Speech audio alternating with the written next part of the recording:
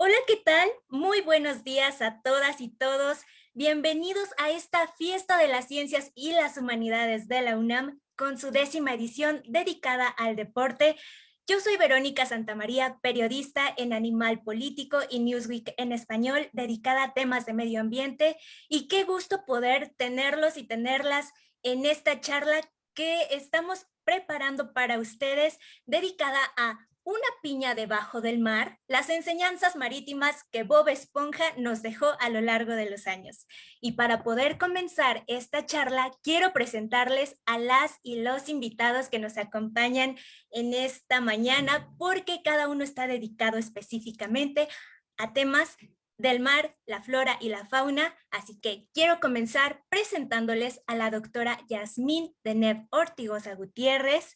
Ella es especialista en malacología y conquilología, con énfasis en las babosas marinas. Es profesora de asignatura en la Facultad de Ciencias, coautora de artículos científicos en revistas indizadas, 2 capítulos de libros, coautora en un libro para niños y participación en congresos nacionales e internacionales. Además, ha participado en la elaboración y ejecución de talleres y charlas en ferias científicas, exposiciones nacionales e internacionales y cofundadora de ¿A poco no?, enfocado en la comunicación y divulgación de la ciencia. Actualmente trabaja en el Laboratorio Nacional de Resiliencia Costera. Bienvenida, doctora, y muchas gracias por estar con nosotros. Además, tengo el gusto de presentarles a la doctora María de Jesús Vázquez Cuevas, y ella es bióloga egresada de la Facultad de Ciencias, con maestría en Ciencias y doctorado en Educación. Es técnica académica asociada B de tiempo completo en el grupo de mastozoología de la Facultad en Ciencias. También imparte la asignatura de genética y el taller de estudios multidisciplinarios de mamíferos marinos. Trabaja con mamíferos marinos, principalmente en morfología y genética. Es curadora de las colecciones de su grupo de trabajo y se ha dedicado a los animales desde 1987. Bienvenida también, doctora. Ahora quiero contarles que también se encuentra con nosotros el doctor Francisco Alonso Solís Marín. Él es investigador adscrito al Laboratorio de Sistemática y Ecología de Equinodermos del Instituto de Ciencias del Mar y Limnología. Estudia la sistemática alfa y molecular y ecología de equinodermos. Es biólogo por la Universidad Michoacana de San Nicolás de Hidalgo y maestro en ciencias por la Facultad de Ciencias de la UNAM. Cuenta también con un doctorado en oceanografía biológica por el Southampton Oceanographic Center de la Universidad Southampton de Inglaterra, y es miembro del Sistema Nacional de Investigadores. Sus principales investigaciones se basan sobre taxonomía, biogeografía y ecología de equinodermos. Y ahora también tenemos con nosotros al maestro Adán Rivera Domínguez, quien nos hará el gusto de presentarse. Hola, buenos días. Soy Adán Rivera y soy biólogo marino egresado de la Universidad Autónoma de Yucatán.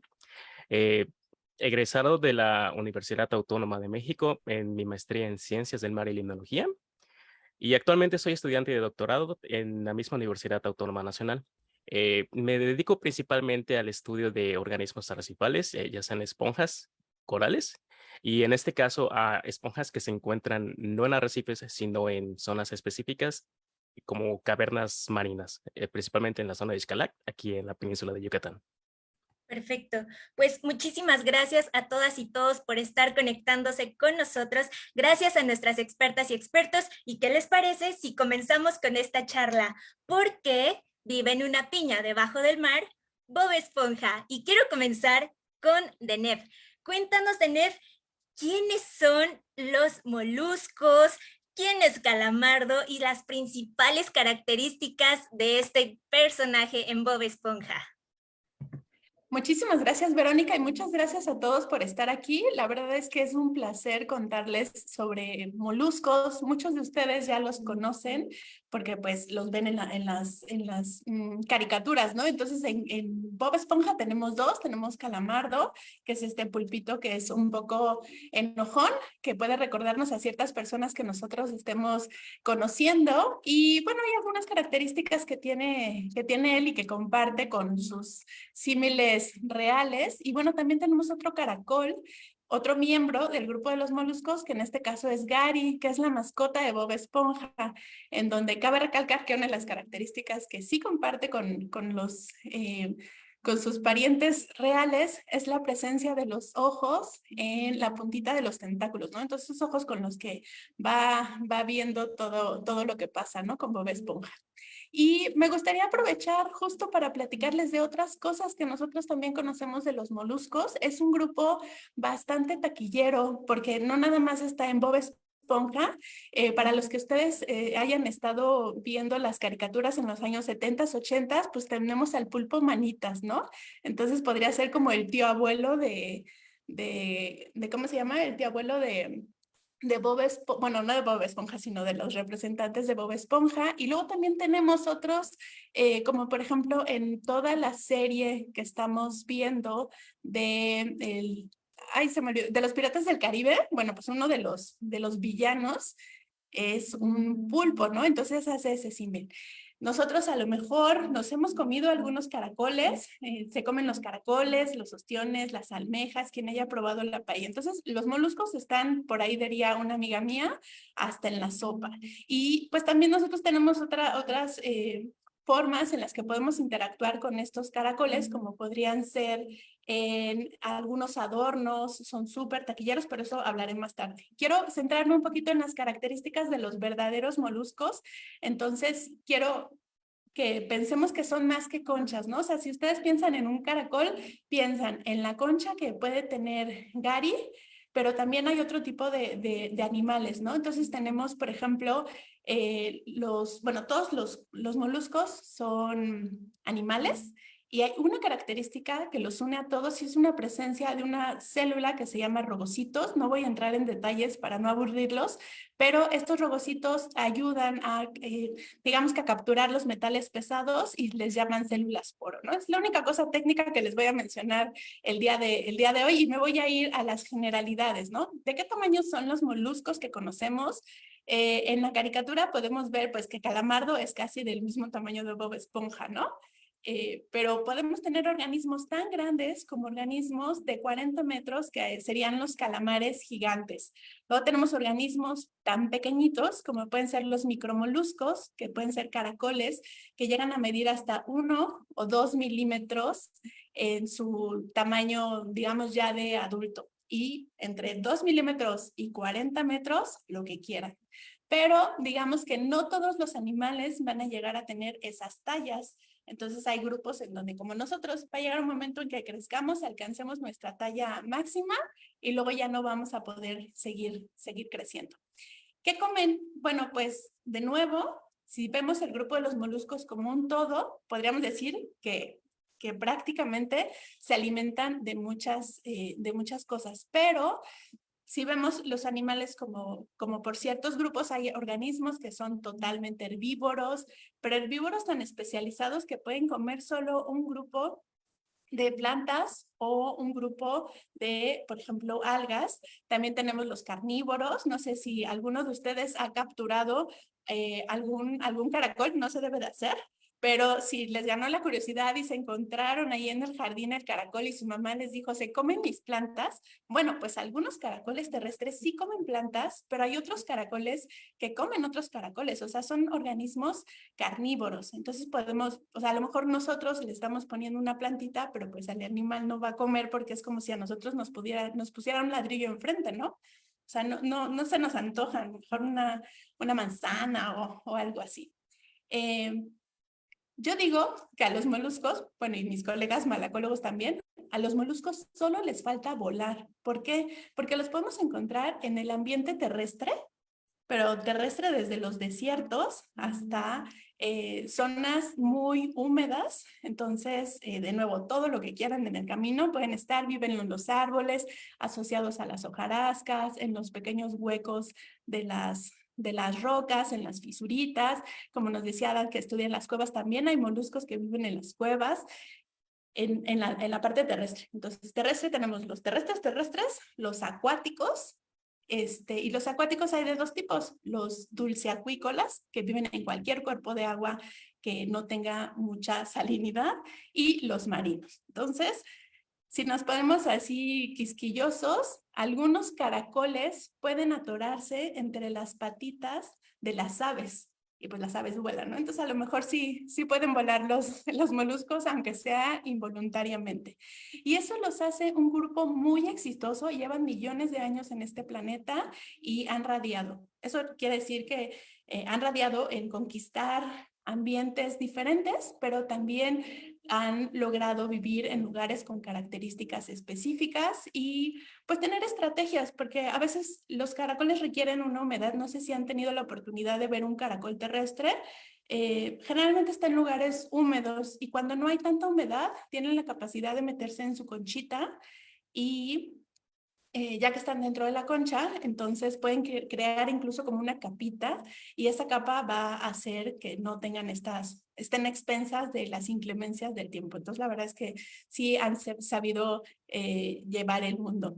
Y la última cosa que quiero decir en este segmento es que los cangrejos ermitaños no son caracoles, o sea, sí tienen concha, pero esas conchas vienen de los moluscos. Los moluscos hacen conchas y los cangrejos ermitaños las utilizan para tener un sitio en el que puedan vivir. Muchas gracias. ¡Guau! Pero qué interesante conocer todo este mundo de lo que son los moluscos. Y claro, tenemos a Gary y tenemos a Calamardo, pero ahora, querida audiencia, quiero pasar con la doctora María, porque también nos trae datos interesantes de uno de los personajes emblemáticos en Bob Esponja. Y que nos cuentes, doctora María, ¿quién es Perlita? ¿Es una ballena o es un cachalote? Cuéntanos. Gracias, Verónica, primero que nada por la invitación a esta charla. Muy honrada de estar aquí. Y bueno, pues Perlita Cangrejo no es una ballena. Perlita Cangrejo es un cachalote. Bueno, tanto ballenas como cachalotes son cetáceos, y los cetáceos son animales que son mamíferos que están completamente adaptados a la vida acuática. Hay dos grandes grupos: el de los odontocetos, que son los cetáceos que tienen dientes, y el de los misticetos, que son los cetáceos que tienen barbas que cuelgan de la parte de arriba de su boca, y que son estructuras muy duras con las que pueden filtrar el agua de mar para obtener su alimento. Los misticetos, que son estos cetáceos con barbas, tienen como especies, bueno, más bien son todas las ballenas. Las ballenas, por ejemplo, la gris, la jorobada, la ballena azul, la ballena de aleta, todos ellos de manera general son animales grandes.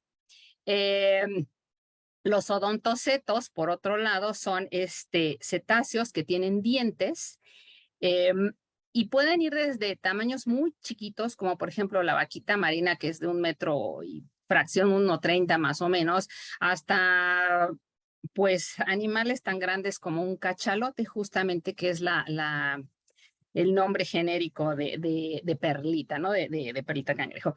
Su nombre científico es Physeter macrocephalus, y justamente el nombre específico se refiere a la gran cabeza que poseen estos cetáceos.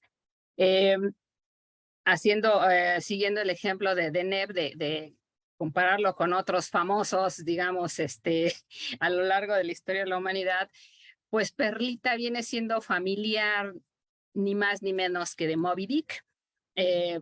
Moby Dick también era un cachalote albino, y por cierto, en algunas poblaciones de cachalotes actuales, el albinismo es algo que sí se puede ver. O sea, hemos visto muchos Moby Dick a lo largo del siglo XX, del siglo XXI.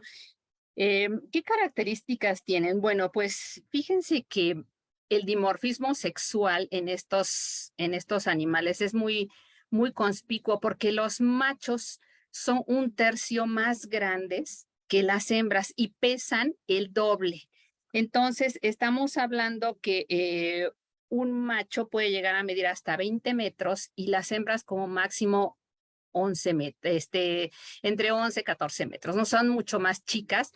Y mientras los machos pueden pesar algo así como 40 toneladas, pues las hembras como la mitad.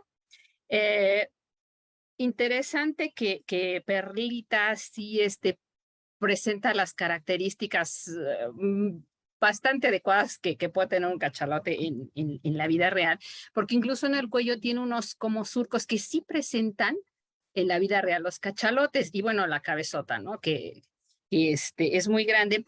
Y esa cabeza grande en los cachalotes es porque ahí tienen un órgano que que está hecho a base de grasas y que les ayuda durante las inmersiones tan grandes que hacen. Les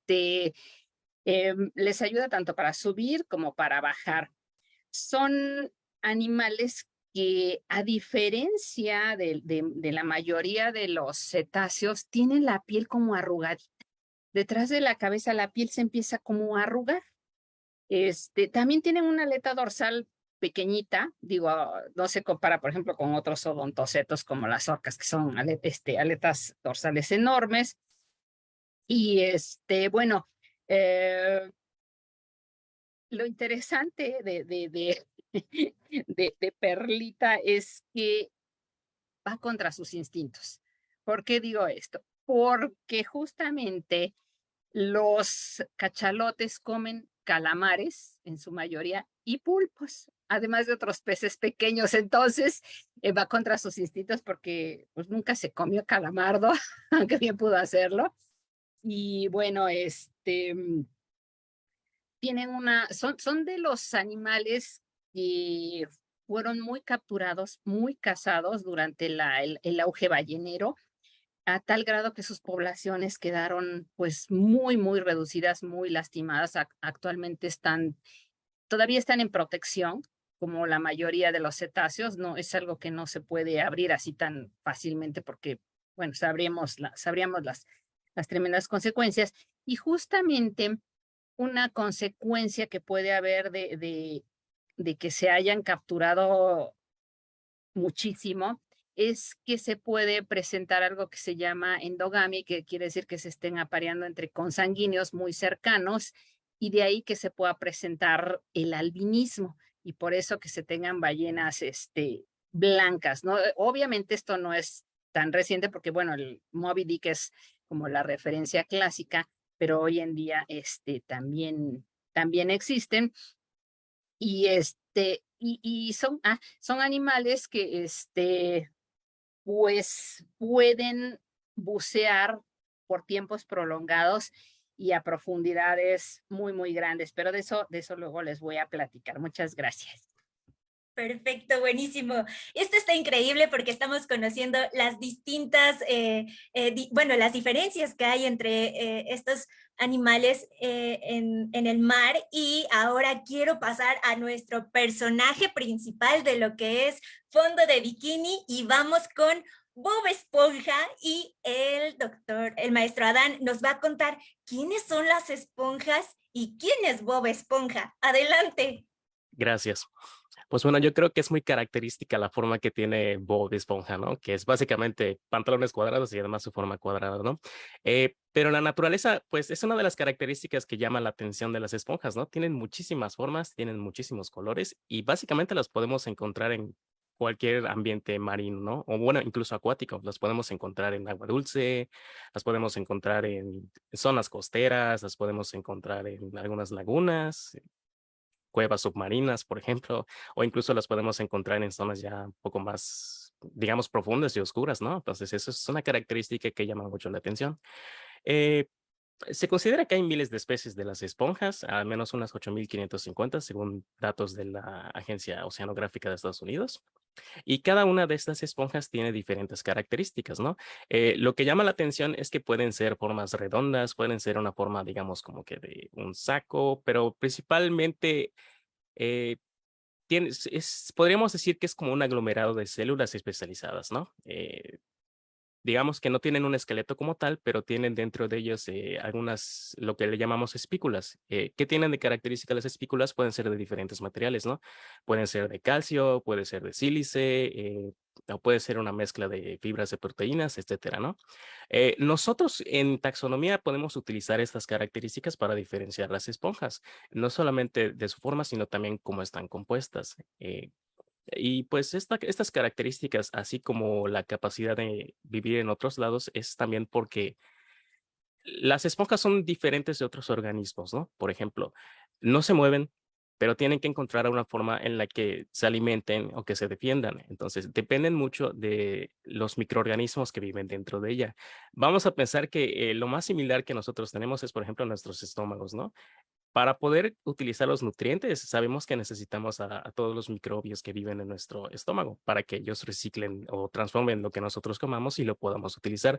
Las esponjas, digamos que serían un análogo a esto, pero en lugar de estar utilizando el alimento como nosotros, ellos están filtrando el agua. Una de las características principales de la esponja es que pueden filtrar miles de litros de agua al día. Y depende también del tamaño de la esponja. Digamos, una esponja pequeña puede filtrar desde 2.500 litros de agua y ya unas más grandes hasta 10.000. Y eso es al día. Entonces vamos a pensar que son como 500 botellones de garrafones de electropuro, ¿no? Y eso es al día. Pero eso es lo que necesitan para obtener los nutrientes. Eh, de los nutrientes del agua, pues en algunos lugares puede llegar a ser un poquito más perceptible, ¿no? Lo que le decimos la nieve marina. Digamos que son algunos pequeños copos de carbono, ¿no? O de materia orgánica que se encuentran en el océano. La esponja va a estar filtrando esto y todas las células y los microorganismos que viven dentro de la esponja van a estar utilizándola. ¿Ok? Pero eso también es una característica que permite que se lleve bien con todos en forma de bikini. ¿Por qué? Porque sabemos que es el mejor cocinero del crustáceo cascarudo. Entonces, eso me parece que es como que muy curioso. Y pues básicamente eso es lo que hace, ¿no? O sea, el Bob Esponja obtiene sus ingredientes y ya te está preparando una cangreburger. Pero eso es para todos los quienes viven y van al crustáceo cascarudo, ¿no? Y entonces sabemos que hasta Plankton si quiere llevar la fórmula de la cangreburger. Eh, en la vida real esto sucede. A lo mejor no con todos los animales que viven, ¿no? A lo mejor Perlita no consume una cangreburger o a lo mejor lo que produce una esponja real, pero sí pueden utilizarlo otros. Por ejemplo, un cangrejo, pues como es un crustáceo que también se puede alimentar de sedimentos, pues a lo mejor y puede alimentarse de lo que produce la esponja, ¿no? Algunos otros corales, algunas otras microalgas, transforma desde algo muy complejo hasta algo más simple, ¿no? Y eso permite que lo puedan utilizar otros organismos. Algunas microalgas y de hecho incluso pues Bob no solamente puede consumir los nutrientes del agua, sino que también en algunos casos puede consumir a otros camarones pequeños en zonas muy oscuras porque se adaptó. Y pues es muy difícil encontrar nutrientes, ¿no? En las zonas abisales, por ejemplo. O incluso pueden consumir el mismo plancton. Entonces, a lo mejor es como que un chiste que tienen entre ellos, ¿no? Plancton y Bob Esponja no se llevan, ya sea porque están compitiendo por los nutrientes, pero pues. Eh, y pues, con eso, yo considero que es una muy buena forma de transmitir toda esta información, ¿no? Uno de los puntos que a lo mejor no hemos mencionado es que Stephen Hillenburg, el creador, pues fue un biólogo marino como tal, y pues me gusta mucho que haya utilizado esta información como para transmitir todo esto, ¿no? Ahí a lo mejor hasta utilizó el chiste de Bob Esponja para decir que es malo para moverse, simplemente porque no ha aprobado su examen de manejo de botes, ¿no? Y pues yo creo que esto es como que lo más importante de que podemos recalcar de Bob. Qué interesante. Ahora entiendo todo de por qué se lleva bien con la gente, de por qué es tan buen cocinero. Y Bob Esponja no puede estar solo sin su mejor amigo, que es Patricio. Y para eso tenemos al doctor Francisco, que nos va a platicar sobre los equinodermos marinos. Pero, ¿qué te parece, doctor, si nos cuentas un poquito más quiénes son y quién es Patricio?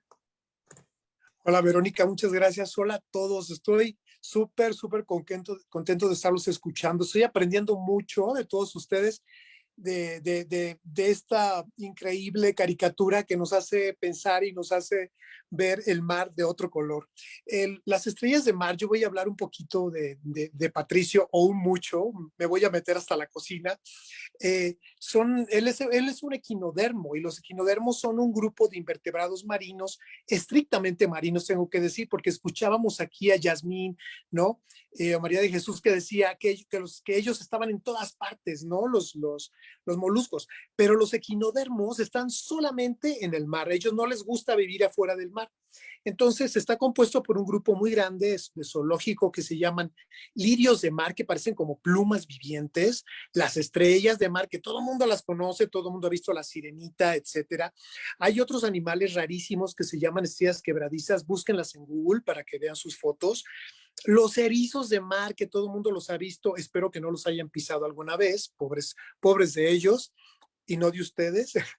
Y los horrorosos pepinos de mar, que yo los amo y los adoro porque es mi grupo preferido con los que yo trabajo.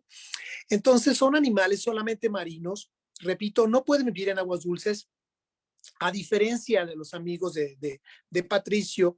Patricio solamente puede vivir en el mar, no puede salir. De repente puede salir un poquito a la costa, se asoma, pero se puede asfixiar sin agua y tiene que regresarse rápido. Los equinodermos como Patricio, que son estrellas de mar, tienen un esqueleto interno. Debajo de esa pielecita que hay un esqueleto interno de carbonato de calcio. Y una cosa muy interesante de las estrellas de mar y los equinodermos es que pueden ser enormes, de tamaños increíbles. Por ejemplo, el equinodermo más grande del planeta es una estrella de mar y puede tener de punta a punta de brazos más de 2 metros de longitud, ¿no? Aunque también los pepinos compiten y hay pepinos de mar tan largos que llegan hasta casi 5 metros de largo. O sea que ahí están compitiendo, pero nuestro amigo Patricio no se queda atrás. Podría ser una enorme estrella de mar si él se decidiera a crecer un poco más, ¿no? ¿Dónde viven los equinodermos? ¿Dónde vive Patricio? Bueno, viven en todos lados, en todos los mares y a todas las profundidades. O sea, desde 0 metros, incluso arriba del nivel del mar, que es donde están las charcas de marea, que es donde tú cuando estás chiquito vas a ver animalitos, o hasta las profundidades oceánicas que van más allá de los 11 kilómetros de profundidad. O sea que es una cosa increíble. Hay esas profundidades muy, ahora sí que donde ya no hay luz ni nada, están las ventilas hidrotermales, donde está emanando agua muy caliente. También ahí tenemos estrellas de mar, por ejemplo, ¿no? Luego, si nos vamos a Cozumel, hay unas cuevas metidas ahí en la isla que tienen un poco de agua dulce y un poco de agua salada. Pues ahí hay equinodermos y ahí hay estrellas de mar. Patricio podría ser cavernícola, es lo que les quiero decir. ¿Qué comen los equinodermos? ¿Qué come Patricio? Bueno, come de todos. Nosotros los biólogos le decimos que son generalistas. Pero ¿qué creen? Algunos hasta pueden cazar a sus presas. De hecho, Patricio debe querer mucho a Bob Esponja porque no se lo come. Patricio puede comer esponjas, pero pues yo creo que quiere tanto a Bob que nunca le va a hacer daño. ¿Cómo respiran las estrellas de mar, los equinodermos? Se respiran por todo el cuerpo. No tienen una estructura como pulmones, ¿no? Como los mamíferos, o otra estructura avanzada. Ellos respiran por todo el cuerpo. ¿Cómo se reproducen las estrellas de mar? ¿Cómo tienen bebés? Bueno, hay machos y hembras. Pero hay una cosa muy interesante de Patricio. Si Patricio estuviera cansado de estar solo, ¿saben qué? Se parte a la mitad y puede compartir sus días con un clon de él y platicar si se siente aburrido. Entonces, son muy interesantes las estrellas de mar en esto también, ¿no? Y bueno, otra cosa aquí interesante es quién es Patricio en realidad. Su nombre científico, ¿saben quién es? ¿Cuál es su verdadero nombre científico? Así como el mío es Homo sapiens, el de Patricio es Pisaster ocracius, que es una especie de aguas frías. Así es que Patricio debe haber nacido en California, si es que es norteamericano, y si fuese mexicano, pues sería de Ensenada, de Baja California. ¿Qué les parece, no? Y él formaría un grupo así porque hay como 2,000 especies en el mundo. Y es lo que yo les puedo contar de Patricio. ¡Wow! Esto está increíble. Sí, definitivamente Patricio y Bob Esponja tienen que ser tan muy buenos amigos como para no haberse acechado entre ellos. Y ustedes en casa no se muevan porque viene nuestra segunda parte de esta charla y para eso quiero invitar a Deneb para que nos cuente ahora ¿cuáles son los usos históricos y actuales con los moluscos? Porque seguimos hablando de calamardo y de gari, así que adelante, Deneb, cuéntanos. Muchísimas gracias. Voy a hacer un pequeño paréntesis antes de irme a los usos.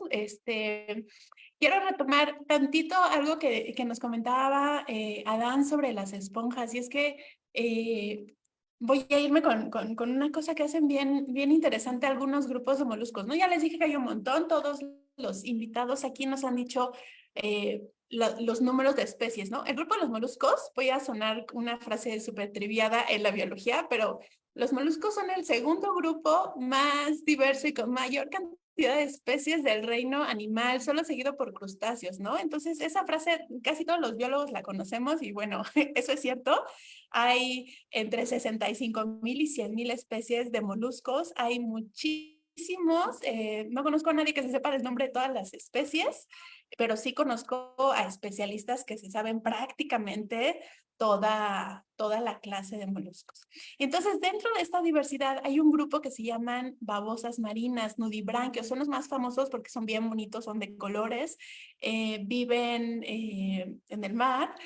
Solamente viven en zonas marinas y algunos ahí de ciertos grupos andan en la parte ahí como en el límite, ¿no?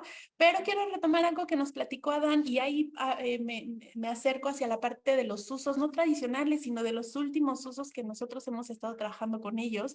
Y es que pues algunos nudibranquios como que copian en el examen y entonces comen esponjas y las esponjas tienen estos compuestos químicos de los cuales nos habló Adán y a veces copian estas estructuras químicas que le sirven a las esponjas para cuidarse, para protegerse y ellos mismos las usan. Entonces, esa es una técnica que hacen algunos nudibranquios de la familia, ya específicamente de la familia de los cromodorídeos y que copian las estructuras químicas. Y bueno, hay otros que dicen, esta estructura química como que no me gusta y hacen una cosa que le denominan como de novo. Entonces, eso quiere decir que las estructuras químicas de las babosas marinas son estructuralmente muy parecidas a las de las esponjas de las cuales se alimentan, pero no son del todo iguales, ¿ok? Entonces ya me fui con lo que quería terminar, que es el uso de fármacos en la industria. Entonces, hay muchos animales, no solamente los moluscos, hay muchos animales marinos de los cuales las industrias farmacéuticas están estudiando para saber cómo nos pueden ayudar a nosotros los seres humanos en varias cosas, ¿no? Entonces, por ejemplo, se ha estudiado, hay un grupo que se llama género Conus, que tiene forma como de barquillito de helado, y el género Conus tiene unas sustancias que se conocen como conotoxinas. Yo sé que no somos muy buenos para inventar nuevos nombres, ¿no? Pues género Conus tiene toxinas, pues conotoxinas. Pero estas toxinas pueden ser utilizadas, como les mencioné, para los fármacos y puede haber fármacos tan potentes como 10, 20, 30, 100 veces la misma dosis de morfina. Son muchísimo mejores que la morfina y pueden no causar adicción. Entonces, para eso nos pueden servir los moluscos, para crear fármacos y crear medicamentos. Y también el premio Nobel, que con eso quiero terminar, uno de los premios Nobel de Medicina se lo dieron a Eric Kandel por sus estudios en la memoria con una babosa marina y ustedes me van a decir, ¿eso qué tiene que ver con nosotros, no? Bueno, pues sus aplicaciones con la enfermedad de Alzheimer. Entonces, así podemos usar los moluscos con cosas tan interesantes y bueno, volteen a su alrededor y seguro ahí en su casa tienen algo que tenga que ver con un molusco. Increíble, Denef. Y nosotros seguimos en Fondo de Bikini y ahora vamos a regresar con Perlita porque María nos va a platicar dónde vive Perlita y también, ¿por qué no empezar a contarnos cuál es la verdadera familia de Perlita? Adelante, María. Gracias, Verónica. Bueno, los cachalotes se distribuyen en prácticamente todo el mundo. Solo no se encuentran en las aguas muy frías del Ártico o las que están alrededor de la Antártida. Estos animales, les comentaba hace rato, tienen la capacidad de bucear por tiempos prolongados, alrededor de 1 hora, aunque hay registros de mucho más tiempo, y a grandes profundidades. Esta es una característica de algunos mamíferos marinos, no de todos, desde luego, pero los cachalotes en promedio pueden bajar 1 kilómetro. Eso es muchísimo, es una presión increíble la que están recibiendo, porque justamente donde ellos se alimentan bueno, más bien su alimento lo encuentran a esas profundidades. Toda la gente que bucea sabe que bucear no es sencillo, que hay que hacer muchas cosas para poder sumergirse y sobre todo no tanto bueno, para bajar sí, pero para subir hay que tener muchísimo cuidado para que el nitrógeno no se,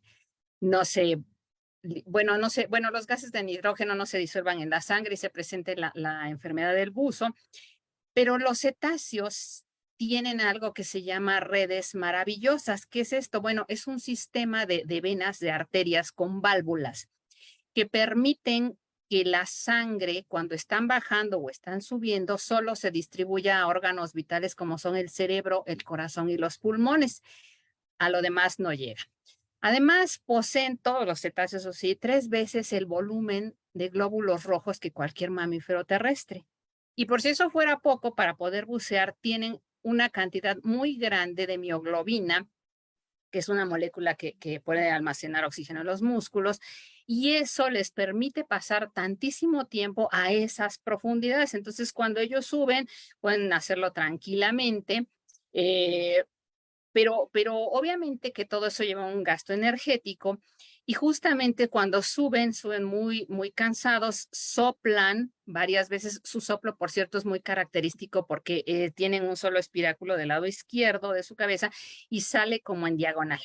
Entonces, los soplos permiten distinguir a las diferentes especies de cetáceos y los mejores observadores balleneros siempre eran los mejor pagados porque podían distinguir la especie por el soplo. Entonces, cuando estos animales suben a respirar, pues su soplo es característico, repito, y era en ese momento en que los podían arponear con mucha facilidad porque ahora sí que los agarraban cansados. Sí salen a respirar varias veces y algo también que es característico de los cetáceos es que cuando respiran, cambian el 90% del aire que tienen en los pulmones. Nosotros con una respiración así muy fuerte, muy profunda, sacamos alrededor del 15%, ya así esforzándonos. Y ellos renuevan el 90%. Entonces, si hay un gasto energético muy grande y pues sí, ese era el momento en que aprovechaban los balleneros para capturarlos, ¿no? Entonces, toda la fisiología del buceo de los cetáceos es muy, muy interesante. De verdad que yo los invito, si algún día quieren dedicarse a esto, pues que lleven la materia de adaptación de los mamíferos a la vida acuática que imparte el doctor Luis Medrano en la facultad, y ahí se van a enterar de mucho más de esto de la fisiología de los cetáceos, y luego les platico de la familia de perlita. Muchísimas gracias, María. Y ahora vamos de vuelta con Bob Esponja, porque ya nos contaron quiénes son, por qué se llevan muy bien con todo fondo de bikini, pero ahora, Adán, cuéntanos cuál es la función de la esponja y cómo la animación en general es perfecta para establecer el ecosistema marino de una forma muy singular. Bueno, pues yo creo que como lo va planteando la serie es muy curioso, ¿no? Vemos diferentes capítulos en los que básicamente Bob está junto con Patricio, ¿no?, haciendo un montón de travesuras, pero creo que también va contando como que algunas cosas muy características de la esponja, ¿no? O sea, por ejemplo, si en alguna ocasión habrán visto cuando aparecen las versiones antiguas de Patricio y de Bob Esponja, pues básicamente son Esponja Gar y Patricio Gar, ¿no? Entonces, eso es muy curioso porque realmente no han cambiado mucho las esponjas. Son organismos relativamente antiguos y básicamente se quedaron con la idea de que si funciona, entonces no le cambies, ¿no? Las esponjas son más o menos algo así, no han cambiado mucho en comparación a hace miles de años. Y pues lo que hacen es eso, ¿no? Es estar utilizando los nutrientes que tienen, pero pues a comparación, por ejemplo, de sus compañeros los corales, que también se encuentran por lo general viviendo cerca de ellos, son más simples, pero además son como que más fácilmente adaptables, ¿no? Los corales cuando pasa alguna temperatura o hay muchos nutrientes, pues simplemente no pueden como que mantenerse, pero en las esponjas no, las esponjas son más fáciles de adaptarse, ¿no? Si ven que hay nutrientes, pues como van, ¿no? Los estoy utilizando, los microorganismos que yo tengo los están utilizando y en algunos casos, pues la esponja puede crecer y es más alimento para tus otros compañeros, ¿no? Si por ejemplo, si viene un pez que come esponjas, pues entonces ya tiene más de dónde agarrar. Si la esponja tiene más nutrientes que puede transformar, pues igual es más comida que puede repartir con sus compañeros, ¿no? Pero también tienes que ver cómo controlar esta parte de, si tengo mucho, cómo controlo a mis microorganismos, ¿no? Porque pues vivo dentro, pero no tengo como que una forma física de separarlos, ¿no? Si por ejemplo, si quieres quitar un cangrejo o algo, no puedes, pero puedes utilizar algunos, digamos, químicos que tú puedes producir, o más bien tú no, pero quienes viven dentro de ti. Entonces, algunas bacterias o algunas arqueas, bueno, algunas bacterias en general producen ciertas sustancias que evitan que otras crezcan o que otros tipos de esponja pues igual crezcan alrededor. Es una forma de defensa y eso nosotros lo hemos utilizado para obtener algunos antibióticos.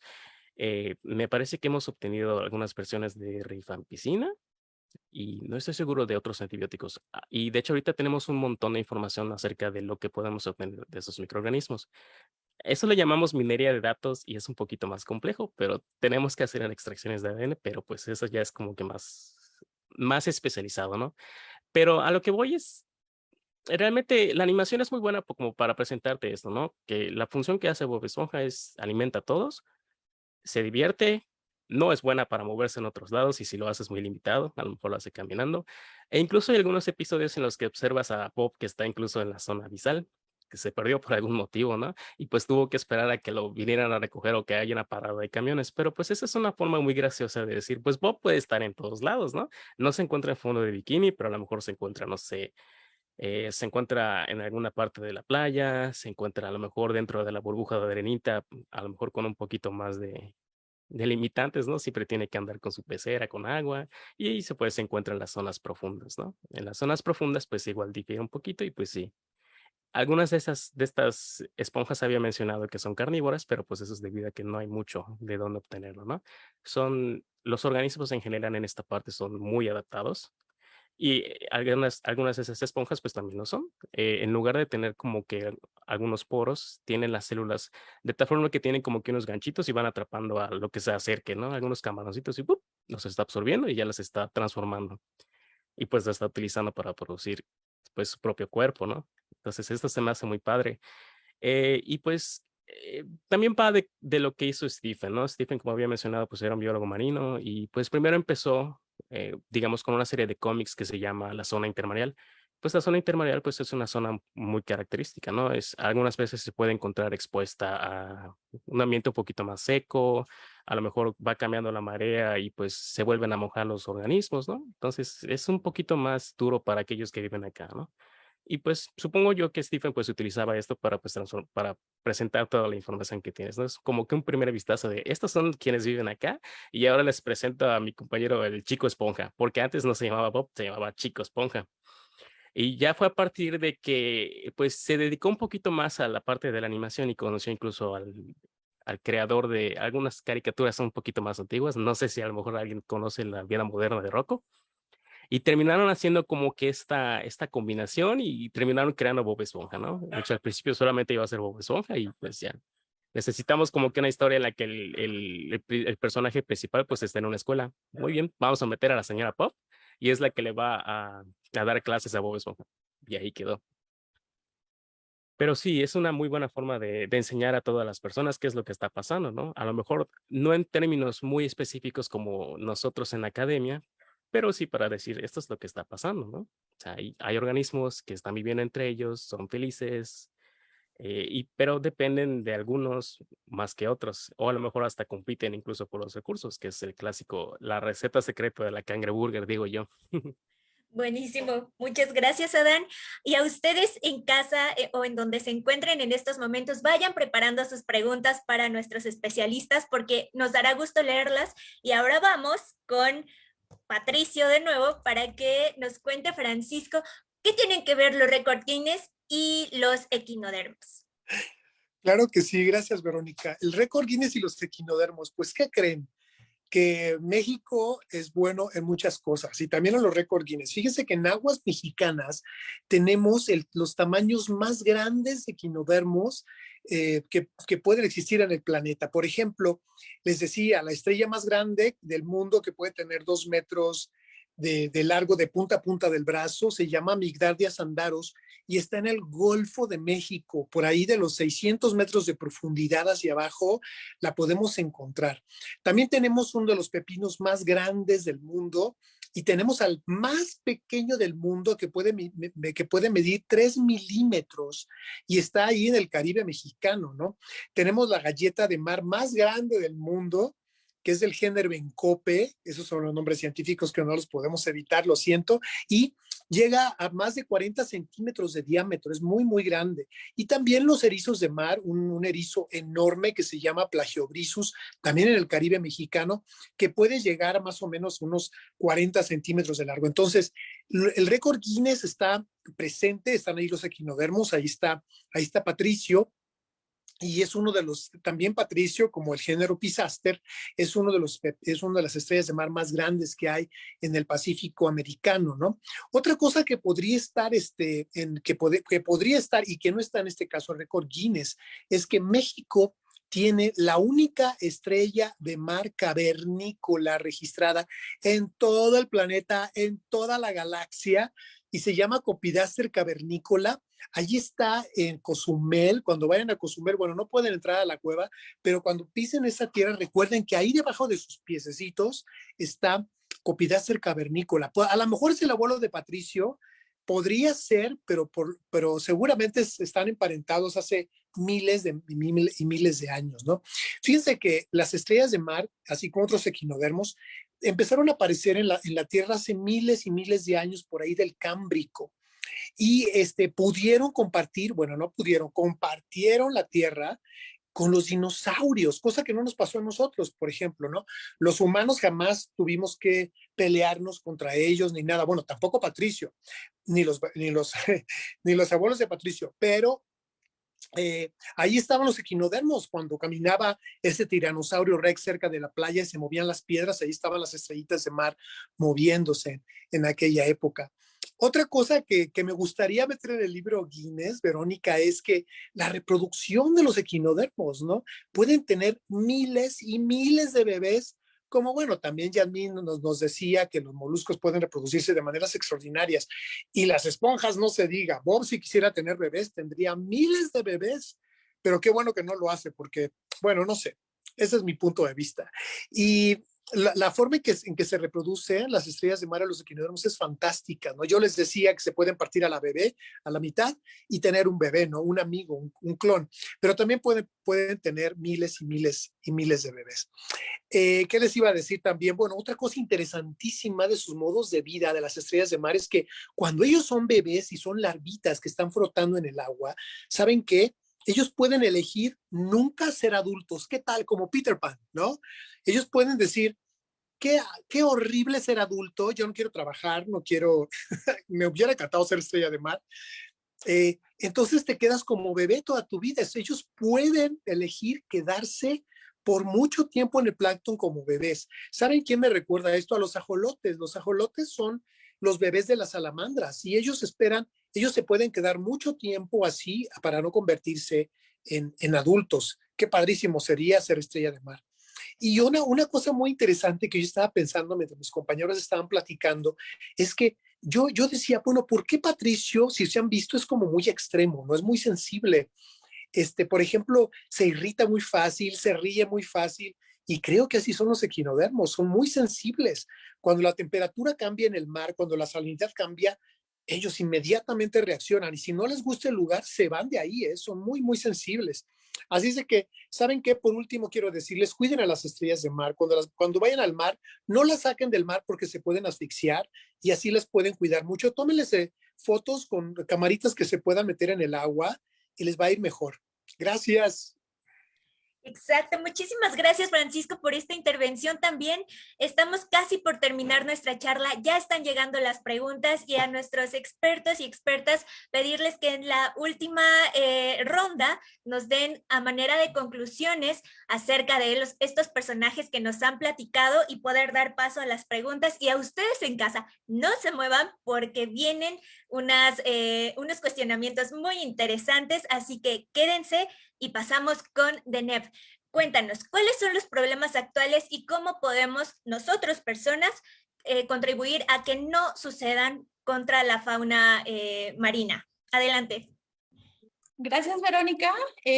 Pues la verdad es que no están muy bien. Creo que comparten problemas con algunos otros organismos marinos y terrestres. Entonces te cuento que uno de los principales problemas que llevan los moluscos es que con la acidificación de los océanos, el carbonato de calcio o los iones de calcio que están disponibles en el ambiente, con los cuales ellos pueden formar su concha, pues por un proceso químico un poco complicado, pues ya no está, ¿no? Entonces, ¿qué es lo que les pasa a los moluscos? Que pueden tener unas conchas mucho más delgaditas, más frágiles o incluso con algunos huequecillos. Ya hay registros de conchas, por lo menos de los organismos que viven en la columna de agua, de caracoles, que nunca pisan el suelo, por cierto.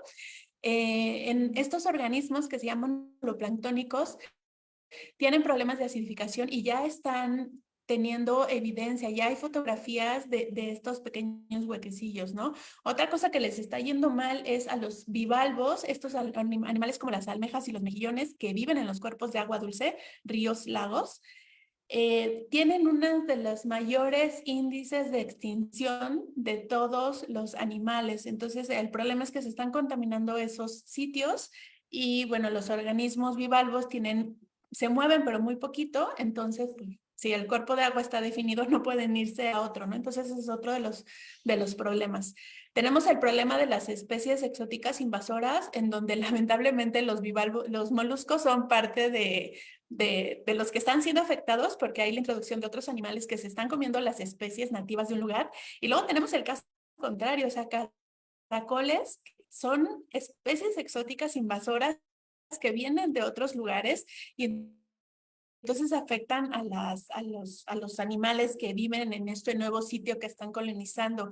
Un caso que afortunadamente todavía no está en México es el caso de Acanthina fulica, del caracol gigante africano, unos animalotes así de 20, 30 centímetros, que puede estar presente y comerse todos los organismos que vivan por ahí. Afortunadamente no está en México. Y bueno, quiero hacerle una pregunta a la audiencia, ¿no? O sea, ¿qué otros moluscos conocen en series, caricaturas y lecturas? ¿Y ustedes qué hacen para ayudarnos a proteger?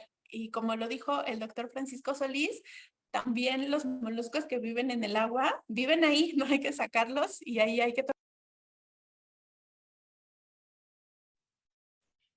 Exacto, esas son muy buenas recomendaciones y qué bueno que tocó el tema de las especies invasoras. Ahora nos vamos a la verdadera casa de Perlita. María, ¿cómo podemos cuidar la verdadera casa de Perlita?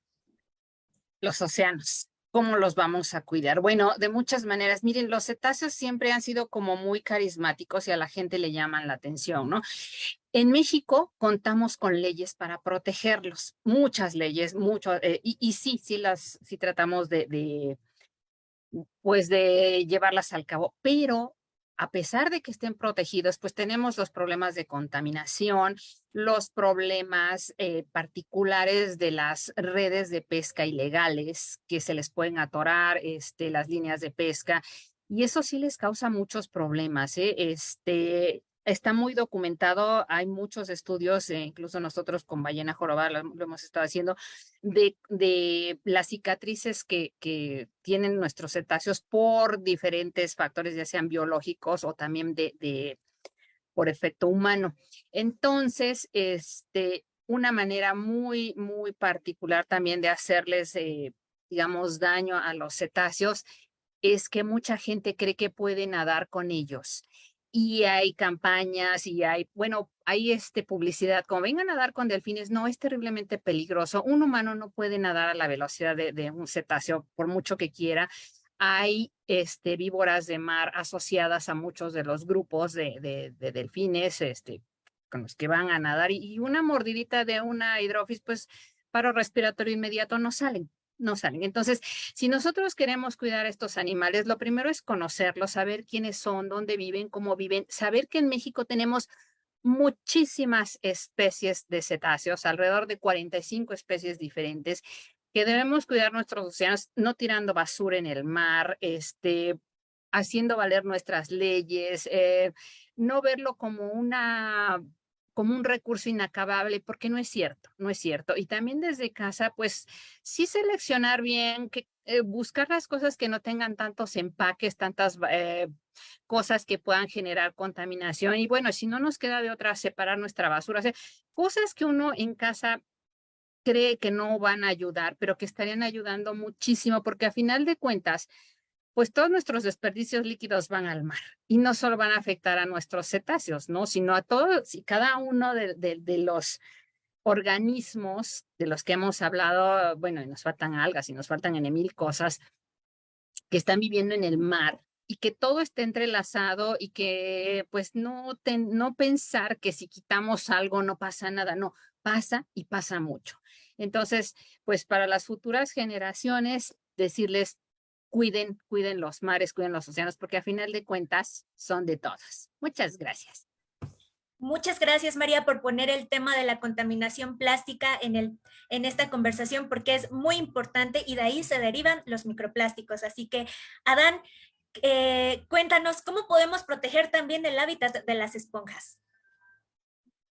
Bueno, creo que mis compañeras han mencionado, pues básicamente lo que sucede, ¿no?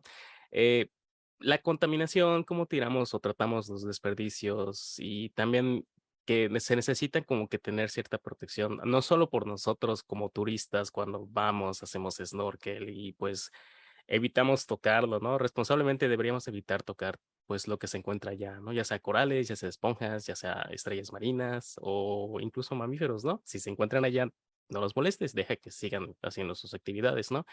Eh, pero eso es cuando nosotros estamos en la zona, ¿no? Y estamos como turistas. Es válido que vayamos y disfrutemos, ¿no? Pero pues siempre con mucho respeto. Y pues en realidad con las esponjas sí se pueden tener problemas en cuanto a la contaminación, pero también puede hacer que se vea como que un poco abusivo por parte de ellas, ¿no? Porque son un poco más resistentes que algunos corales, pero eso también les da como que el problema a los corales, ¿no? Si ves que la esponja está creciendo, pues igual puede competir con estos corales e incluso llegar a romper, pues, donde se encuentran fijados estos corales, ¿no? Pero esto es porque tú permitiste que la esponja creciera y esto es como resultado de la contaminación, ¿no? Entonces, eh, a lo mejor tú como persona no puedes hacer mucho, pero sí ya a nivel un poco más legislativo sí se debería de poder poner un poco más de peso en eso, ¿no? Que se tenga un mejor manejo de aguas, que pues si se va a practicar un turismo en la zona que sea responsable, que se sigan las normas oficiales mexicanas establecidas correspondientes, etcétera, ¿no? Pero nosotros como personas, ¿qué podemos hacer, no? Si por ejemplo estamos en la península de Yucatán, pues no tires baterías a tus patios porque la península de Yucatán tiene la característica de que pues vivimos en una laja y entonces todo lo que tú tires se va a terminar filtrando. Eh, Debajo de nosotros, pues en una muy buena parte tenemos ríos subterráneos. Muchos de estos también terminan en el mar o si no también terminan en zonas cercanas. Entonces, en la parte de tirar desperdicios en tu patio, pues al final va a terminar pues ahora sí que en el manto freático y va a terminar con las esponjas o con todo lo que viva en esta parte, ¿no? Eh, Reciclar en la medida de lo posible y pues mantener todo lo que son los productos de plásticos pues, en la mejor manera, ¿no? Tratar de reciclarlos y etcétera. Esas son como que mis recomendaciones principales. Muchísimas gracias, Adán. Y ahora vamos a dar paso a Francisco. Ya sabemos que la vida de una estrella es complicada, pero ¿cómo hacerla menos complicada? Sí, las estrellas de mar sufren, aunque usted no lo crea. Patricio sufre porque precisamente les voy a hablar de, por ejemplo, la contaminación, ¿no? Que ya mis amigos platicaban de eso. La contaminación puede ser terrible, si no causarle la muerte a muchos organismos marinos, y las estrellas no se salvan, ni los erizos, ni todo lo que les he hablado, ¿no? Un derrame de petróleo, un derrame de químicos, los plásticos que se están virtiendo al mar.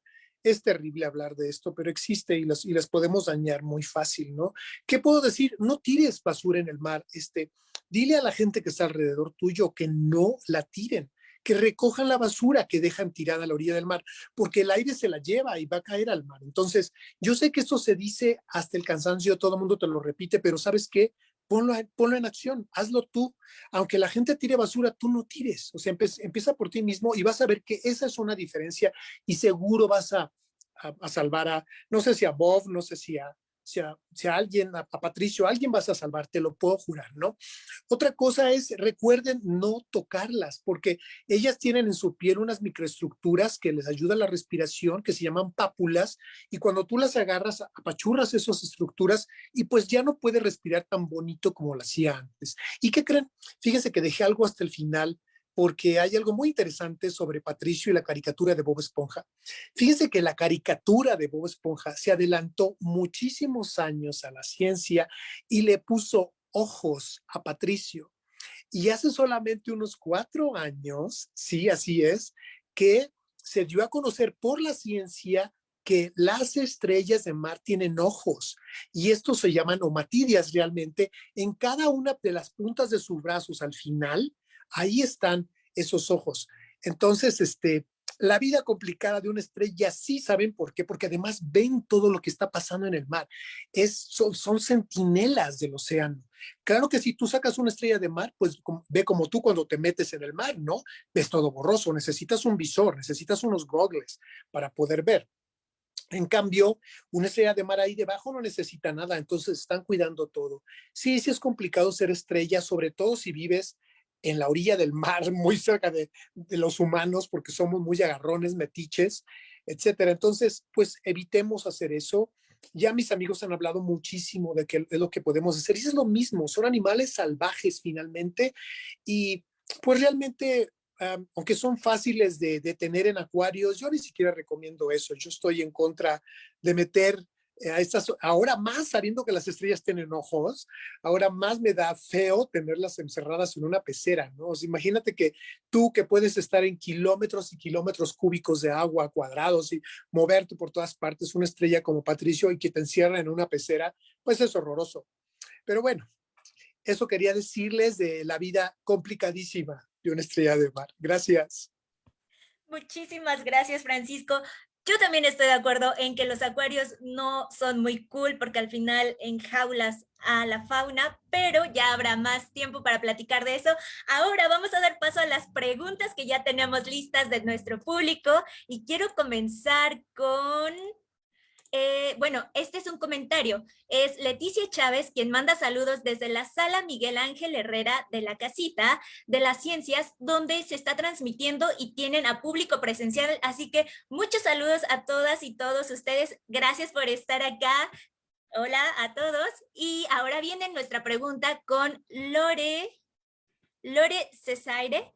Buenos días, soy Lorena Torres. ¿Qué tan diverso es México en cuanto a especies marinas? Así que, no sé, nuestras expertos, quien quiera contestar esta pregunta e ir todos complementando. Creo que podríamos decir que México tiene miles de especies marinas, pero antes de dar un dato aproximado, porque realmente no lo tengo, les voy a decir por qué. Porque cuando dices especies marinas, estás hablando de un universo, estás hablando desde bacterias hasta los grandes mamíferos marinos, ¿no? Tendríamos que ponernos a platicar de algo que es sumamente difícil. Solamente de equinodermos tenemos más de 800 especies. De moluscos, yo no conozco el dato, seguramente Yasmín nos puede acercar un poco, pero lo que quiero decir realmente es que estamos hablando de millones de especies. Estamos hablando de millones de especies, repito, desde bacterias hasta las grandes estructuras, los grandes animales como las ballenas, ¿no? Entonces, déjenme decirles que conocemos más la luna que nuestros mares. ¿no? Entonces, por eso no sabemos tanto. Y cada día como hoy sábado, se van describiendo nuevas especies, ¿no? Yo en este año he descrito algunas nuevas especies, de manera que ese número siempre va aumentando. Perdón por no dar el dato, pero son millones de especies. Yo no es que tampoco quiera conocer, contestar directamente, pero me voy a unir a lo que dice Francisco, en donde hay un número determinado de especies que conocemos, hay un número determinado de nuevas especies que estamos describiendo y hay muchísimas cosas que nosotros no sabemos. O sea, sabemos que existen, hay incluso algunos científicos que toman los datos del número de especies que existe y entonces más o menos extrapolan a cuántas especies podemos encontrar. Pero me quedo con la respuesta de Francisco y todavía nos falta mucho por descubrir, así que si a alguien le interesa saber cuántas especies hay, pues también puede colaborar, puede estudiar biología y estudiar las especies que ustedes consideren adecuadas. Falta muchísimo por conocer.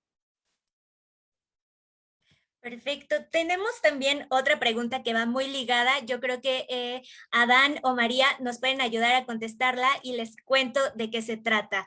La pregunta la hace Joan Moreno. ¿Qué tan posible es tener todas estas especies en el mismo ecosistema? Y también nos mencionan que la doctora María tenía una frase muy bonita sobre el tema de las estrellas, pero me parece que eso era más el maestro Francisco. Así que vamos contestando la pregunta, por favor. A ver, bueno, yo creo que es difícil tener en un mismo hábitat todos los millones de especies. No, más bien tenemos diferentes tipos de ecosistemas, de hábitats, y cada uno en particular tiene sus especies particulares, ¿no? Porque incluso se pensaría que en el caso de nosotros, ¿no? De cetáceos o de pinípedos, pueden vivir en cualquier parte. No. También son sensibles a temperatura, a profundidad, a muchas cosas. Y hay competencia entre ellos, desde luego, por el hábitat. Entonces, no pueden estar en el mismo sitio. Repito, hábitats particulares, ecosistemas particulares, especies que pertenecen a esos hábitats. Y bueno, Adán nos puede complementar, por favor. Sí, ese básicamente es un punto muy importante, ¿no? Porque hay especies de esponjas que sí están adaptadas al fondo, pero las condiciones del fondo son muy diferentes, ¿no? Es muy poca luminosidad, aguas muy frías, no hay muchos nutrientes. Algunas de estas son carnívoras, como había mencionado. Pero si, por ejemplo, a lo mejor vamos a decir que tenemos un espacio de, no sé, unos cuantos 20 metros cuadrados, o a lo mejor una pecera muy grande, pues entonces tendrías que tener un espacio en el que todas esas especies convivan, porque si las pones todas juntas, ¿qué van a hacer? Van a estar peleándose por este espacio, ¿no? Y muchas de esas esponjas, pues no van a querer que otras esponjas crezcan. Entonces, a lo mejor van a producir algo que eviten que crezcan y ahí se fue tu especie uno de esponja, ¿no? Pero si, por ejemplo, si tienes un poco más de espacio, a lo mejor podrían convivir, pero pues a lo mejor van a terminar utilizando sus nutrientes, ¿no? Es muy difícil decir que podemos meter a todas las especies en una sola zona porque pues es muy puntual, ¿no? Pero sí, a lo mejor si tuviésemos toda esa cantidad de nutrientes o las condiciones pues adecuadas, a lo mejor sí podríamos tener tal vez cientos, porque miles sí es muy difícil de decirlo, ¿no? Pero solamente para un ecosistema o una zona en específico. Exacto. No sé si Francisco quería complementar la Me pregunta. preguntaron algo de una frase, pero no sé, estoy buscando en mis apuntes lo que dije. Yo creo que no habrá sido la que dije de que las estrellas de mar son las centinelas del mar, o sea, las estrellas son las centinelas del mar. No, a ver, Yasmín, ayúdame. No me acuerdo. Sí, es la frase, estoy acá siguiendo las redes, la frase de la doctora María Elena Caso, una muy bonita poética de las estrellas. Creo que eso es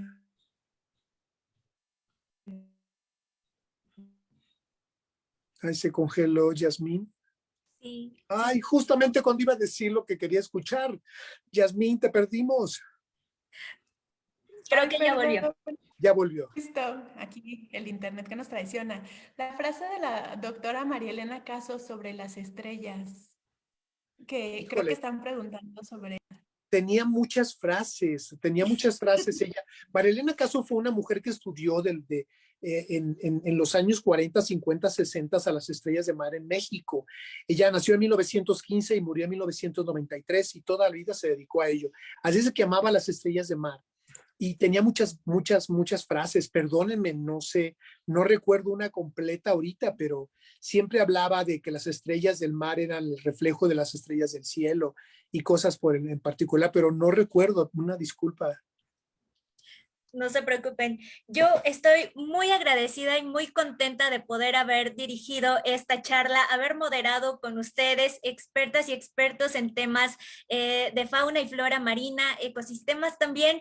Muchas gracias también a ustedes que están en casa, que siguieron toda esta transmisión. Espero que les haya gustado. Nosotros estamos por despedirnos y a quienes mandaron sus preguntas, estaremos tratando de poder contestarlas en las redes.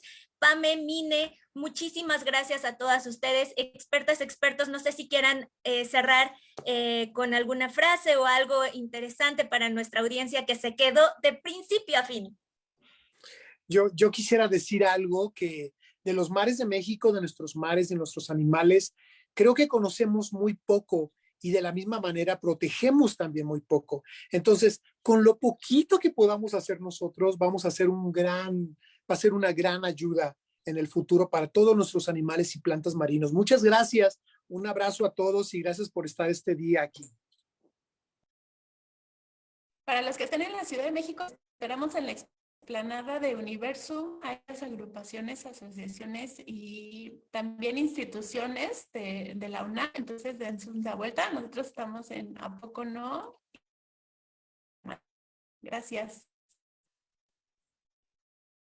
Agradecerles a todos su presencia y su interés, y si les gustan los mamíferos marinos, pues estúdienlos con mucha pasión, con mucho ánimo y pues con muchas ganas, que todo lo que hagan en la vida pues sea con justamente eso, con muchas ganas, y que entre esas cosas pues proteger nuestros mares. Gracias. Adán, desde Yucatán, adelante. Sí, esperando que ya todo lo que hayan escuchado pues de alguna forma les sirva, y pues les invito a que vean la serie de Bob Esponja otra vez, no solamente como una fábrica de memes, sino también como, digamos, como que una forma de transmitir esa información, ese cariño que tuvo su creador en su tiempo, ¿no? Entonces véanlo con otros ojos y intenten aplicar esto y pues de alguna forma también diviértanse porque pues es una caricatura al fin y al cabo. Así es, seguramente ahora todas y todos veremos de una forma muy distinta a Bob Esponja, y muchas gracias a ustedes que nos acompañaron de inicio a fin. Esta charla fue para ustedes. Si hay gente súper joven, motívense a ser biólogos marinos y conozcan las maravillas que hay en nuestros mares, gracias a la Universidad Nacional Autónoma de México. Y ustedes no se pierdan lo que viene siendo la Feria de las Ciencias y Humanidades, que todavía hay muchas actividades a lo largo del día y mañana. Diviértanse mucho, tengan una gran mañana y bye bye.